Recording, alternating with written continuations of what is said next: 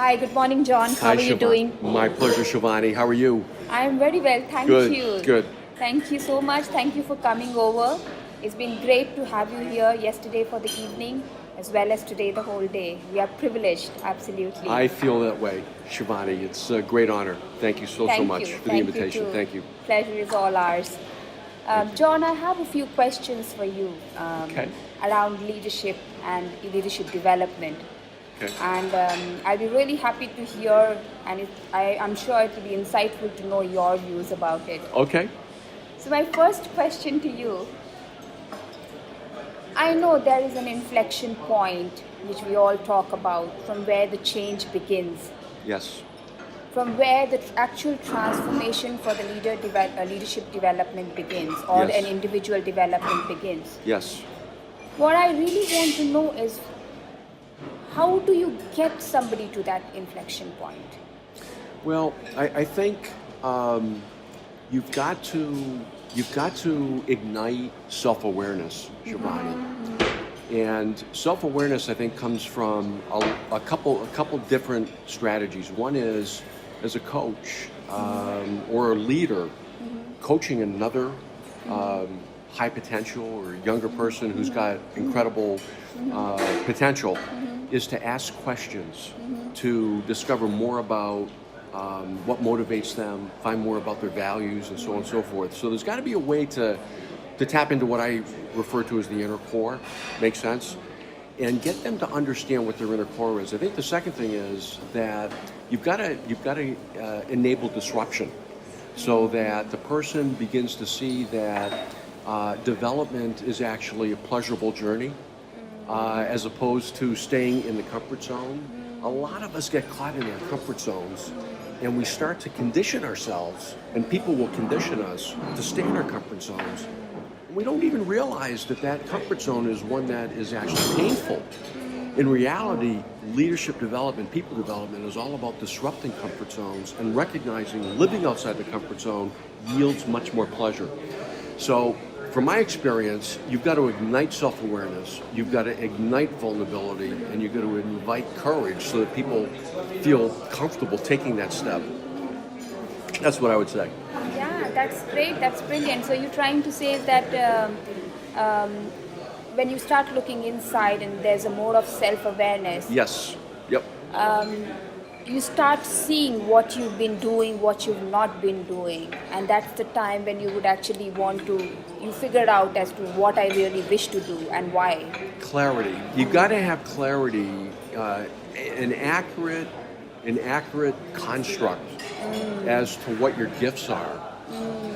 And those gifts often reside very, very deep. Very deep. Very deep. And honestly, most leaders around leadership development, on a surface level, have a basic idea of what their strengths are, but typically they're in the outer core, right? Absolutely. Most leaders have not gone deep, and that's a lot of the work that I do, and I know the work that you do too. It's about getting leaders to go deep, to identify things that they've never really encountered before, deep within their soul. And I think leadership development is isolating what those incredible gifts are, and then helping that leader leverage those gifts for greatness, Brilliant. sustain greatness. Brilliant. Yeah. Thank Yes. you. Thank you. That's a great answer to that Thank you. question, Thank John.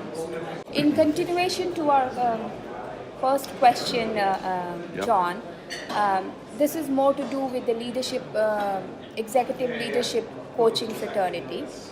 Once you are out of that period of 6 months or 9 months of Yes. that assignment of Yes. coaching, Yep.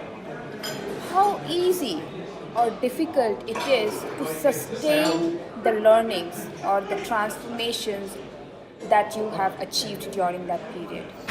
Well, I think therein lies, Shivani, the strength of the process.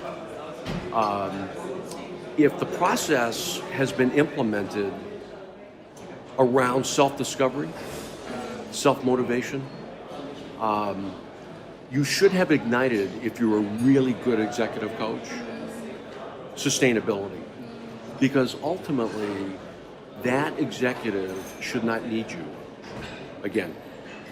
Because if you haven't taught them all the tools of looking inside, connecting with stakeholders, uh, being anxious and desirable around holding themselves accountable and reaching out for accountability, then you haven't done your job as an executive coach. So I think the big definition is, yeah, you've got to be able to demonstrate that you've improved the leader at the end of that journey. But if you haven't delivered the tools to allow them to fly away, go fly, and that's really the message that I send to in the last meeting with any executive. The last coaching session is all about, you don't need me anymore. Go fly away. So we're trying to say that as long as the leaders or an individual is coachable, Yes.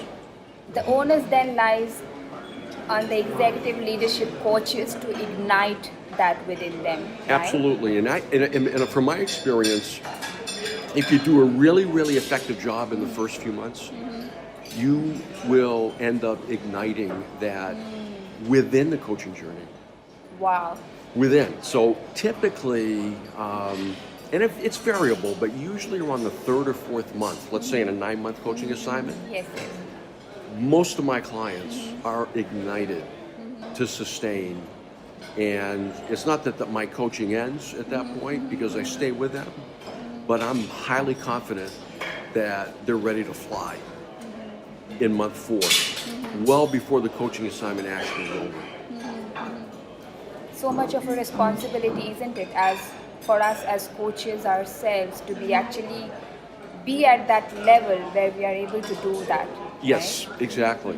There's no question about it, and I think there's a process that enables that. I mean, you've got to be really effective as a coach, but a lot of coaches out there, Shivani, put a lot of pressure on themselves. And the reason is they don't have a process. They don't have a process. They don't have a process. So the process, if it's really, really strong, will do all of these things, and that's the key. I think that's really the key in all of this. Get it. Thank you very much. That was brilliant. Thank you. And I really liked that emphasis on the process again and again. For a moment, while asking that question, I was already there Yes. to take so much of a pressure on myself. Yeah, you know? Exactly. And I know you sensed it. Good. Thank you. My next question is probably not about executive leadership coaching, but what I do want to know, and maybe for the benefit of everyone, as a leader, Yep. how easy it is to have it all. I'm sure they're all busy. There's a family life, there's professional life. Yep.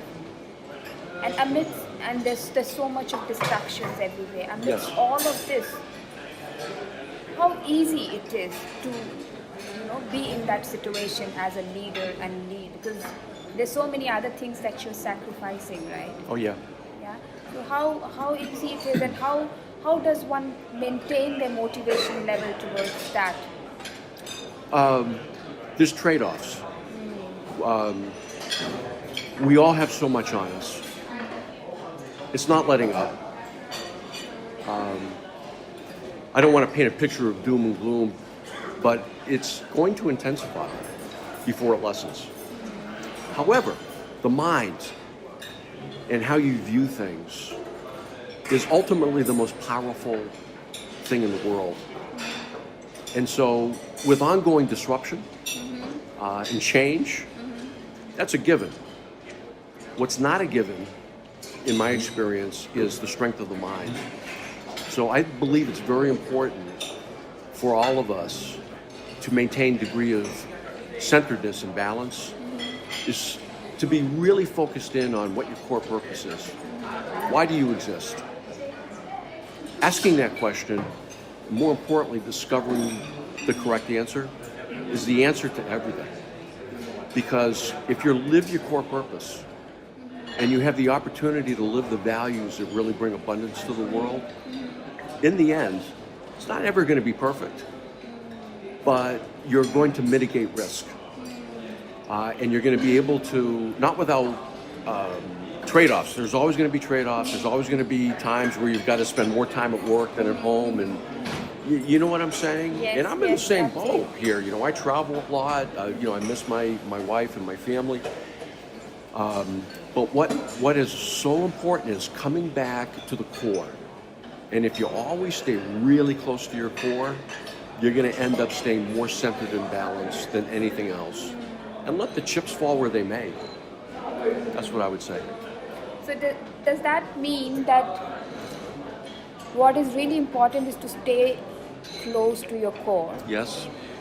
and everything else that is there, let's say in this case if I'm talking about family or friends or the social circle, and Yep. then my professional requirements,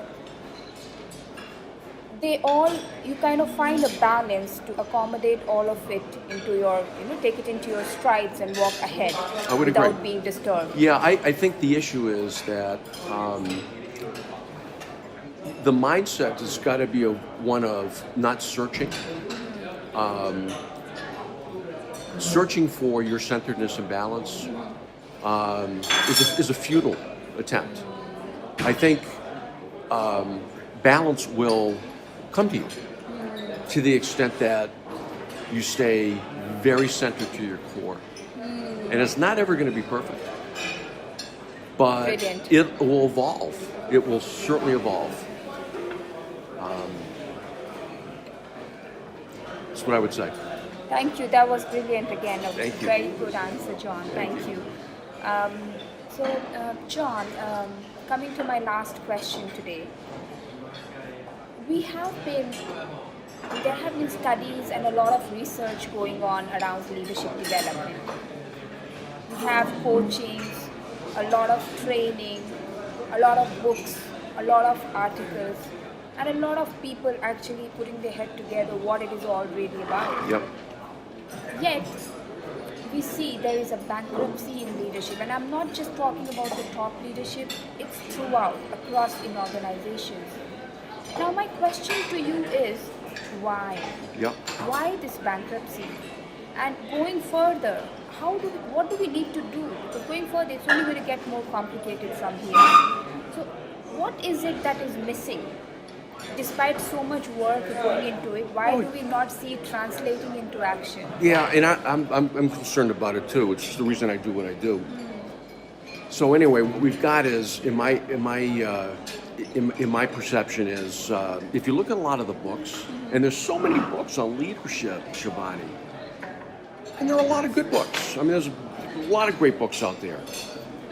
As I look at the books that are written, I find that there's what I call an outer core focus around leadership. If you look at university management development programs all over the world, you will find high potentials, you will find senior executives going to these programs, and I don't want to put down any university, I wouldn't do that. But if you look at the curriculum, it's focused in on outer core kinds of things, strategic planning, decision making, the nuts and bolts, if you will, of leadership. What's missing is, if you go back, there have been very, very few what I call really deep inner core books that are written on leadership. I'll tell you one of the big ones that was Yes, written please, many, many thank you. years ago, 7 Habits of Highly Effective People by Stephen Covey. Yes, yes. A legend. That book was a deep inner core book, in my mind, the greatest leadership, personal development book ever written. So a lot of my work is focused in on the inner core. So why do we have a leadership gap? Here's the answer.